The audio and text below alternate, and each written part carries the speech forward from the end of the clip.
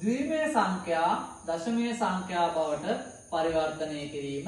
අපි උදාහරණයක් විදිහට ගන්නවා 1.1 පාදය. දැන් මෙතනදී අපි දන්නවා ඔයගොල්ලෝ දන්නවා දශමය සංඛ්‍යා ගණක රාමුවක දක්වන්න දන්නවා, ද්විමය සංඛ්‍යා ගණක රාමුවක දක්වන්න දන්නවා. එහෙනම් මෙතනදී අපි මේ දෙන සංඛ්‍යාව ගත්තොත් මම මේක නැවතත් වෙනම ලියනවා දෙන ගැටලුව. මේ තියෙන්නේ 2 බිඳුවේ බලය.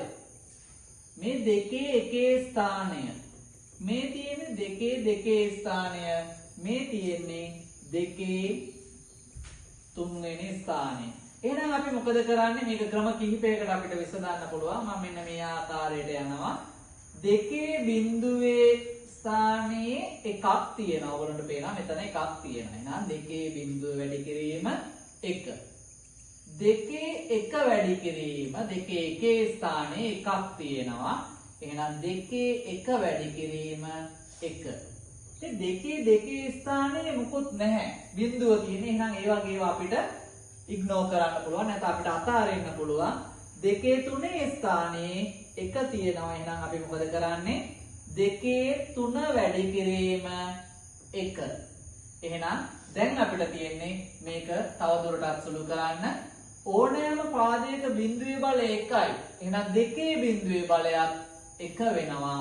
1 වැඩි කිරීම 1 සමානයි 1යි. 2 1 බලය ඒ කියන්නේ 2යි.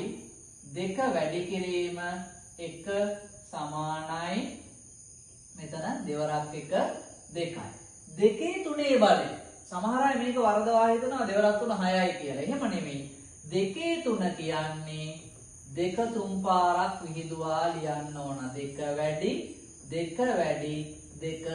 එහෙනම් දෙවරක් 2 4යි. 4 වරක් 2 8යි. එහෙනම් මෙතනට එන්නේ 8. 8 වැඩි කිරීම 1 සමානයි 8යි. දැන් අපි කරන්න ඕන මෙන්න මේ ආපු පිළිතුරු ටික අපි එකතු කරනවා. එහෙනම් 1යි 2යි 3යි 8යි 11යි.